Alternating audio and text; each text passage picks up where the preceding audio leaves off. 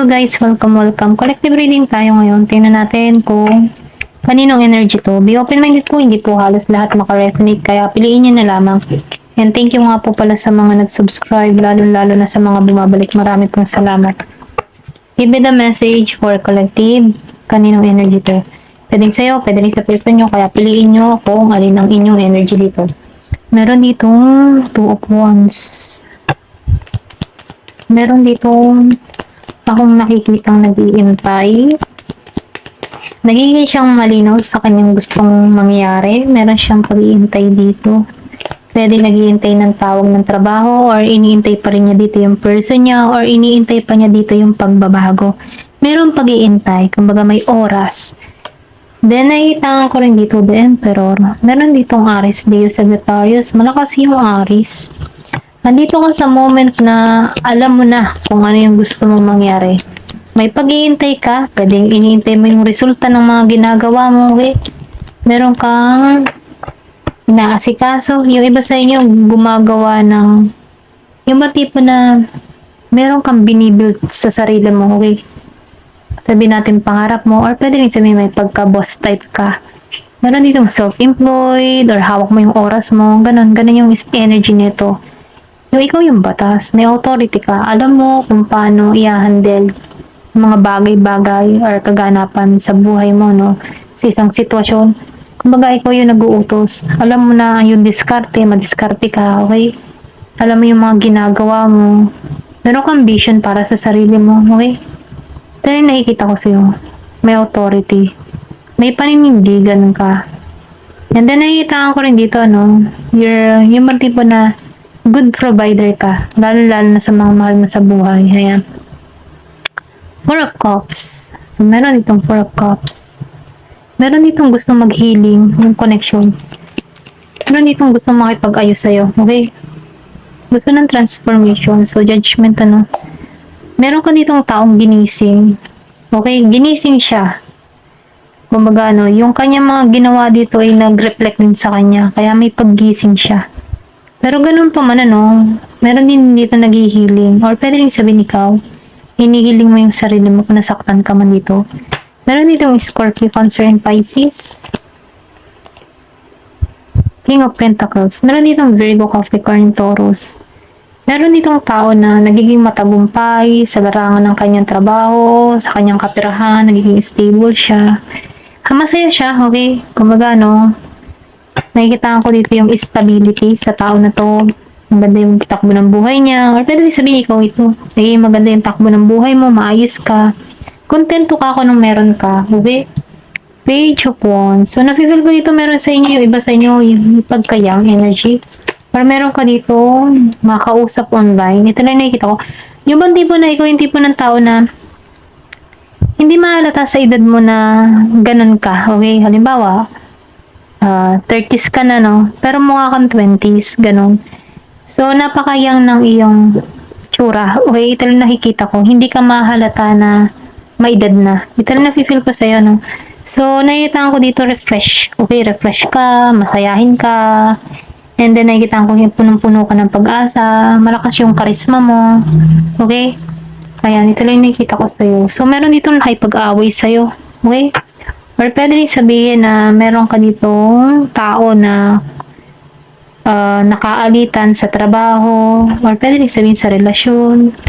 Meron ditong competitive. Nagiging ma-ego. Mataas ang ego niya. Okay? Nakikita ko rin dito na hindi to nagpapatalo. Ayan. So, nafe-feel ko dito na iniiwasan mo to. Okay? Ito lang nakikita ko sa'yo. So, devil reverse. Iniiwasan mo to kasi itong tao na to, feeling mo toxic lang sa buhay mo. Kaya tinatanggalan mo to, okay? Meron ditong Aries, Leo, Sagittarius, Capricorn. Hanggat maaari ayaw mong makulong sa kanyang mga ginagawa or sa kanyang mga alboroto, sa kanyang mga sinasabi. Maging sa trabaho mo na, no, kung meron ka man nakaalitan dito. Ayaw mo siyang pagpukusan ng pansin, okay? Ayaw masayangan yung oras mo. Kasi, alam mo, gulo lang hatid nito. Hinahanap mo yung peace of mind mo, okay? Ito lang yung nakikita ko. Meron dito na Nine of Cups reverse. So, nakikita ko dito yung iba sa inyo nakipag-away ka or meron kayong nakaaway dito na kapartner mo, okay? Meron dito hindi nagiging masaya o meron nga nasaktan dito. So, yung iba sa inyo, no, kung meron ka man ditong naka-hour na, yan, pasensya na utang. Kung may naka-away ka man dito na person mo, no, nafe-feel ko dito na iniwasan mo to kasi ayaw mo ng toxic sa paligid mo. Okay? Tinanggalan mo to sa Nine of Cups. Kasi nahihirapan ka dito sa Ten of Swords. So, itong tao mo ngayon, nakikita ko dito na hindi siya masaya sa kanilalagyan niya dito. Okay? Kasi yung kanyang mga pinagagawa sa'yo, nag-reflect din sa kanya eh. Ito lang napipil ko. Kung nakaranas ka dito ng panluloko, or binago ka dito, or something na nahihirapan yung kalooban mo, no? Siya ngayon nakakaranas nito. Okay? Then dito sa The Fool, napipil ko dito, handa ka sa pakikipagsapalaran muli. Wala kang takot sumugal, wala kang takot na magsimula muli, okay? Prepare ka sa magaganap or mangyayari sa buhay mo. Kumbaga, no, masaya ka lang. Ito rin nakita ko. May pagka-free spirit ka, okay? Malaya kang gawin kung anong gusto mo, ganyan. Walang nakakapag dikta sa'yo. Ito rin nakita ko. Yan. Mahilig ka mag-adventure, masaya ka lang, ganyan. Ayaw mo intindihin yung mga toxic sa paligid mo. Ayan. Give me the message. So, Page of Pentacles. So, nakita ko dito, no, yung iba sa inyo, meron dito, kumbaga, ano, yung pantipo na, nakatingin to sa'yo, pero, may takot, okay? Meron tong mga kinuha sa'yo dito, or meron tong, yung ba tipo na, meron ditong pangyayari na kung saan, ano, may pinagkaitan nito, or meron kang pinagkakaitan tao dito, okay? Meron itong nahihirapan, lalo-lalo na sa financial. Hindi halos lahat sa part na to. Kumbaga, no, kulang at kulang pa rin yung kanyang mga kinikita dito. Ito lang yung nakikita ko, kaya itong tao na ito, no, nakamasid. Pwede rin sabihin meron ditong tao na nag-i-stock sa'yo kung ano yung kalagayan ng buhay mo, nagiging ka bang mapalad, lalo-lalo na sa yung kabuhayan, ganyan. Naka-stock siya sa'yo, nakatingin siya sa'yo. Nakakaramdam to ng inggit. Okay, kung ikaw man ay nagiging mapala dito kasi meron dito nagiging maayos sa King of Pentacles. Meron ditong Virgo, Capricorn, Taurus. Give me the message. Then, Ace of Wands. So, nakita ko dito, no, yung iba sa inyo, ayaw na ng new beginning sa kanyang person, no? Pwede rin sabihin, ayaw mo na magsimula muli sa trabaho mo. Okay, nabigatan ka dito. Kung meron ka mang experience sa trabaho mo na ang hirap ng sitwasyon, gusto mo na itong alisan, or pwede rin sabihin nagbabala ka ng umalis dito. Ito lang yung nakikita ko. Binobserve. Kasi nakikita ko dito, wala kang lakas eh. Pwede rin sabihin na minamando ka, or binubuli ka dito, kung saan ka man, ano. Kaya ikaw dito, excuse me, nakikita ko dito na ayaw mo naman new beginning dito, kasi wala kang lakas. Wala kang boses para rito. Pwede rin sa isang relasyon, ano. Dito sa Ace of Wands, meron ka ditong tinakasan, inalisan, iniiwasan kasi masyado kang sakal. Kaya ayaw mo nang nahihirapan ka, lalo-lalo na yung peace of mind mo. Ayan. Oh, the world, meron ditong nasa ibang bansa. Yung iba sa inyo nagbabalak mga ibang bansa, or pwede rin sabihin nasa ibang bansa ka. Meron ditong maganda naghihintay. Kumbaga mapufulfill mo yung iyong mga pangarap, meron tagumpay na naghihintay dito. Kumbaga may complete na mangyayari sa'yo na kung sana, no, balance ka sa financial, sa pag-ibig, may peace of mind ka, din matalino ka pa sa mga desisyon na ginagawa mo. Kumbaga, no, naging kang matagumpay sa mga akbang na ginagawa mo. Meron itong papunta sa ibang bansa. Ito lang nakikita ko. Give me the message. Or pwede sabihin na sa ibang bansa ka na dito. Oh, meron ditong Ace of Swords. Meron ditong inabando na. Ito lang nakikita ko. Meron ditong inalisan, okay? Kumbaga, or pwede rin sabihin, meron ka ditong inaalisan. Pero itong taon nito, umaasa pa rin. Hanggat maaari, ayaw niyang bumitaw sa'yo, okay? Ito lang nakikita ko. The Sun Reverse. Meron ditong nalulungkot. Yan. Hindi siya masaya. Hindi siya masaya dito, okay? Meron dito kasing inabando na hindi siya naging masaya dito. Nawala siya ng lakas dito. Or pwede rin sabihin, meron ditong tao na iniiwasan ka, ayaw na ng new beginning sa'yo, pinatanggalan ka, okay? Ito lang yung nakikita ko. So, tingnan pa natin dito sa isang card, kung ano pa yung mensahe. Ito na lang sa card na to, sa Love Oracle card. Give me the message. Ano pa yung mensahe sa'yo? Give me the message. Ano pa yung mensahe sa'yo?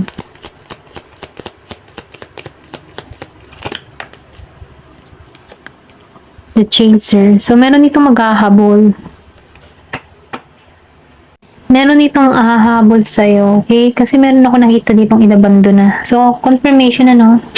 Meron ditong humahabol or pwede rin sabihin meron kang hinahabol dito, meron kang iniintay. Pero yung nakikita ko, vice versa dito, no? Kung sino tong hahabol. Kasi meron dito ako nakikitang inabando na. Iniwan, hindi siya nagiging masaya. Codependent siya sa tao niya. Okay? Kumbaga, ano, takot siyang iwan ito. Takot siyang iwanan nito. Umaasa siya rito. Ito lang yung nakikita ko. Give me the message. Ano pa yung mensahe?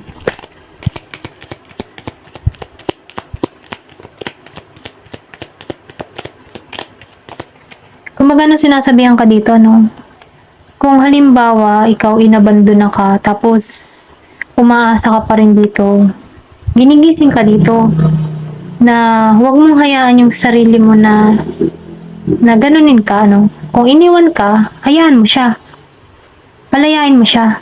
Kasi once na ikaw yung naghahabol dito, lalo yung magpapahabol eh. Alam mo yun, yung tipo na, once na ikaw yung naghahabol, lalo magpapahabol, okay? So, palayain mo. Hayaan mo siyang kusang bumalik. Kasi kusa siyang umalis, kusa siyang bumalik. Ganon. So, meron itong self-indulgence. Kasi sinasabihan ka dito, mag-focus ka sa sarili mo. Okay? Kasi kung once na inabandon na ka, halimbawa, inabandon na ka kasi lumabas talaga dito, inabandon na eh. Meron ditong inabandon na. Kung inabandon na ka, syempre, nasaktan ka eh, dahil iniwan ka ng walang paalam, ganyan. Patunayan mo sa tao na to na hindi ka ganun. Patunayan mo sa tao na to na may worth ka. Kaya tinuturuan ka dito na makita yung halaga mo, okay?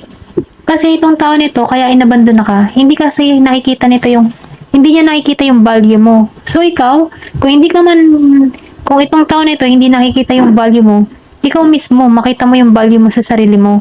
Kaya sinasabihan ka dito, alagaan mo yung sarili mo. Mag-time, kumbaga no, mag-healing ka, okay? Mag-focus ka sa sarili mo, sa paglago mo. Ito yung mensahe. Ito lang yung nakikita ko. Give me the message.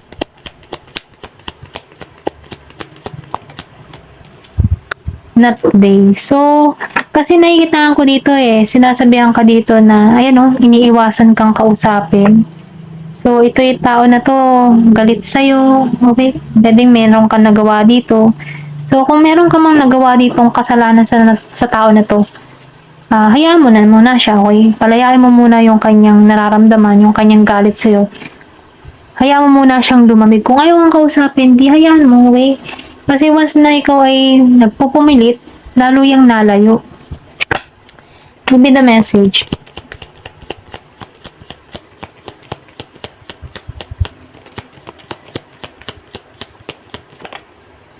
Sunglasses. Meron ditong nag-stock. So, nagkakaroon na to ng pangunawa. Ito rin nakita ko.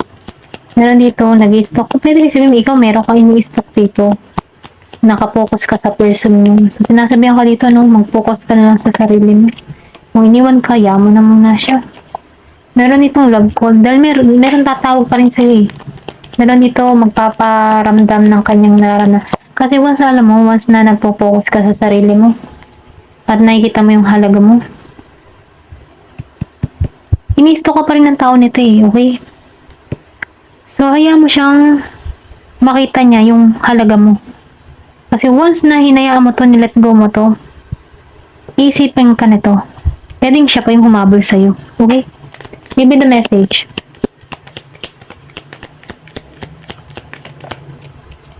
So, meron itong karmic. Nasa karmic relationship ka. Okay? Kaya letting go, loving you. Sinasabihan ka dito. Letting go, loving you. Hayaan mo siya, mahalin mo sarili mo. Umalis siya eh. Pag umalis, hindi, hayaan mo. Yun ang mensahe dito. Huwag kang humabol. Give it the message. Ooh. Mirror. Mirroring each other, self-image. So, meron dito, nagre-reflect pa rin yung wounds, okay? Yung kanyang sugat ng nakaraan. Ito pa rin yung nagre-reflect sa kanya. Nasasaktan eh, kaya maybe maasa pa rin dito. Pero ganun pa man, sinasabihan ka dito, heal your heart. Okay? Hilumin mo yung puso mo. Kasi once na hinihilo mo yung puso mo, diyan mo makikita yung halaga mo. Okay? Ayan. Let go, let God. Ayan. Hanggang dito na lamang po. Thank you for watching. Love and peace.